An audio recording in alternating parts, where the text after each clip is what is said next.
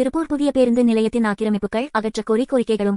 August. செந்தமிழ் தேசிய முன்னேற்றக் கழகத்தின் சார்பாக நேற்று மாவட்ட ஆட்சியர் அலுவலகத்தில் ஒரு கோரிக்கை மனு அளித்தனர். அதில் கூறியிருப்பது என்னவென்றால், கடந்த மாதம் ஜூன் 30, 2025 அன்று அளித்த புகார் மனுவிற்கு மேல் நடவடிக்கை எடுக்காத காரணத்தினால் மீண்டும் மனு அளிக்கின்றோம். திருப்பூர் புதிய பேருந்து நிலையத்தில் உள்ள மக்கள் நடைபாதையை ஆக்கிரமித்து கோவை, ஈரோடு, சத்தியமங்கலம், மேட்டுப்பாளையம் ஆகிய ஊர்களுக்கு செல்லும் பேருந்து முனையத்தின் முன்னால் உள்ள வழித்தடங்களை ஆக்கிரமித்து வண்டிக்கடைகள் ஆக்கிரமித்து செய்யப்பட்டுள்ளது.